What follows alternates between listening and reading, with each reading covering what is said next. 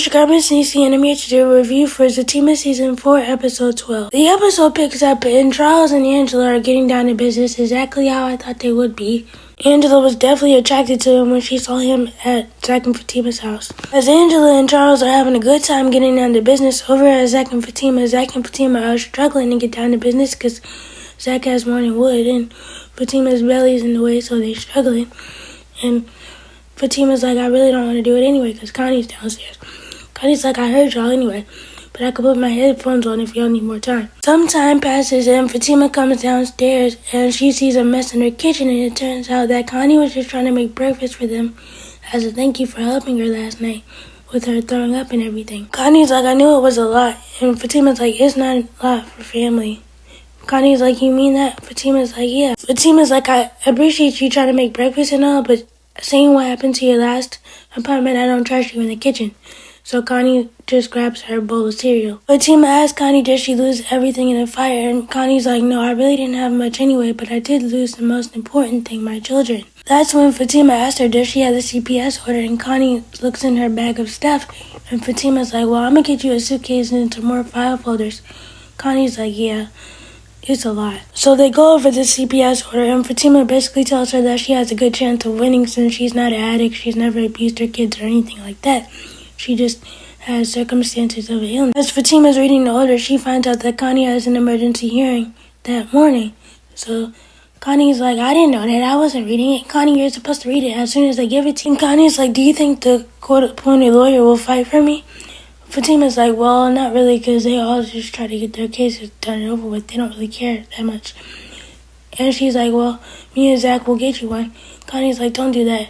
Fatima's like, well, just accept it because it's happened. That's when Zach comes downstairs and he's like, what happened to the kitchen? It seems like the refrigerator threw up.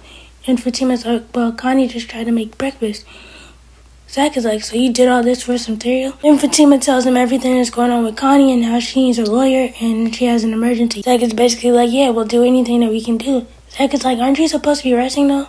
Fatima's like, yeah, but I gotta really help Connie. Zach, I understand what you're saying and everything, but you're the same person that brought the stress to Fatima, because if you didn't think Connie was going to stress her out, you're sadly mistaken. Even if it's not purposely, she's definitely going to be stressed. Then Zach is like, since y'all going to the courthouse, I'll call Charles so he can be there with y'all. Fatima's like, we don't need all that. Zach is like, yes, y'all do. So Zach calls Charles, and Charles doesn't answer the phone because he's passed out with Angela from getting down to business. So Angela answers the phone. Charles is like, yeah, I'm sorry I'm late, I overslept. And then they hear Angela's voice in the background, and they're like, Angela? Yeah, it hasn't even been a day and you already got him like this. Angela's like, my bad. So when Zach is off the phone with Charles, Fatima's like, you need to fire him. Zach is like, no, you need to fire your friend. Fatima's like, well, you're the one that hired him, so you need to fire him. Actually, what you need to do is vet the people. Back over at Angela's, Angela asks Charles, so did Zach fire you? Charles is like, not yet, but I think he will.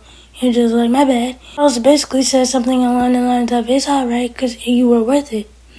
Then he basically tries to see if she wants to get in a relationship, and Angela's beeping that. She basically tells him, I don't do relationships, and I'm not looking for one. Charles is like, well, you haven't even given us a chance yet. Angela must have something very powerful for all the men that she sleeps with to want to turn it into a relationship. This is when Angela gets a knock on the door, and Charles is like, I'll get it. Angela's like, what are you doing? Charles is like, well, I made you come 3 times, and I could protect you too. Angela's like, yeah, you're right, you did make me come 3 times. That's when Charles goes to answer the door, and who is it? It's Bryce with a bag of breakfast. And Angela's like, that's sweet, but it's too early.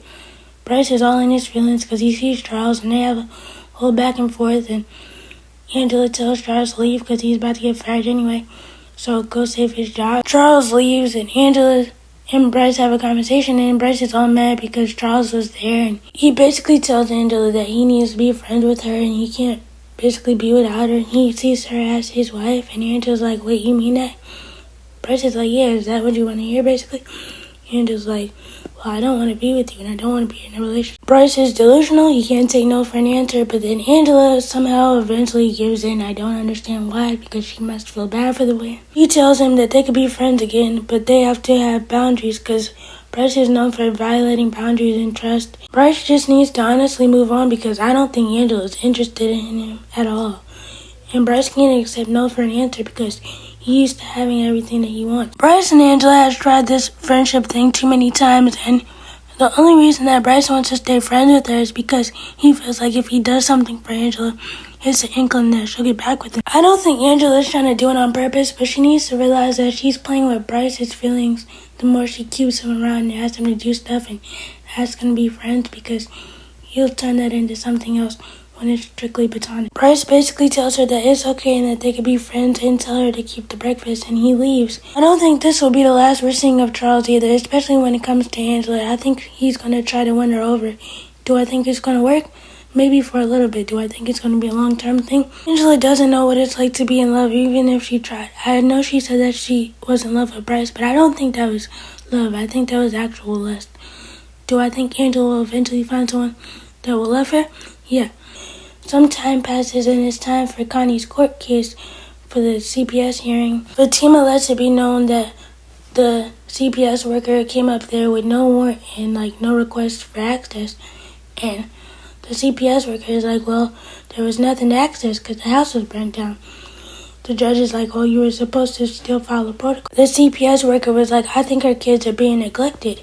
Connie's like, I would never neglect my kids.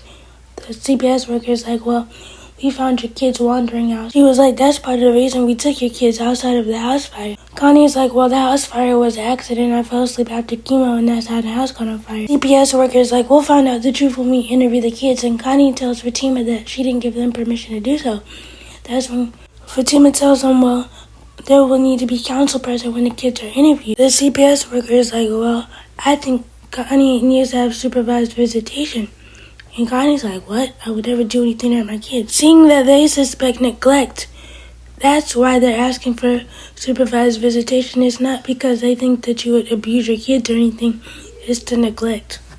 So the judge agrees that everything's okay with that, and there does need to be counsel present when their kids are interviewed, and that there will be supervised visitation.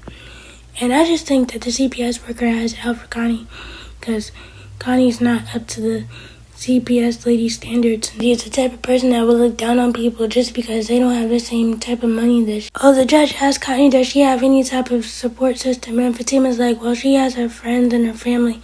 Then that's when Zach, Tony, and Nate walk in the door. So the case is over, and the guys walk up to see what actually happened in the case, right? And Connie is like, well, I do have to tell you that I did fall asleep after chemo, but Hakeem was making dinner, and that's how the fire started. Fatima's like, well, you should have told me that in the first place. And he's like, well, the CPS worker and the judge don't have to know as long as we know. Fatima's like, well, you should have said something because this could be used against you. Connie's like, Hakeem is not going to say anything. Nathan finally makes some sense for once, and he's like, well, the kid is not going to laugh for you. Fatima's like, well, it was an accident. And he's like, well, I did fall asleep after chemo, and I think Connie should bring up the fact of the side effects that chemo has on her. Now she's throwing up and everything. Fatima's like, does your social worker know anything about this? And Connie's like, yeah, she knows since I started. I tried to ask her for help about daycare and after school activities and stuff, and she didn't want to help me. Fatima's like, well, that kind of gives us some type of leverage in the case, and we can use that. And I'm like, what kind of caseworker doesn't want to help a struggling mother, especially one that has an illness? The system is so messed up, but that's a conversation for another day. That's when everybody gives a hug, and everybody's talking and laughing and everything, and that's when Zach is like, well, Tony should have definitely said something about the cancer. Tony's like, she told me, but she told me not to tell anybody. And Zach is like, all right, it's okay. That's when the cop rolls up and he asks about a black vehicle outside. And Tony is the first one to answer. And he's like, that's my car. And everybody's like, will you shut up? Tony's like, look, I was just trying to make stuff right. And everybody's like, what are you talking about? Tony's like, just take me in. I don't want to be known what. This is definitely about the whole situation at the barbershop. And I wonder how this is all going to play out because it was self-defense. And I also wonder if that guy's grandma is going to tell about somebody leaving money at her door all the time. But Tony was only trying to protect himself and the business that he worked so hard for. When everybody actually finds out what happened with Tony, everybody's going to be shocked because I don't think they would believe that Tony would do something like that. Tony, now you were dumb to go up to a courthouse knowing that the police could possibly be looking for you, even though Tyrone said he handled this situation. You don't know if he actually handled it for real.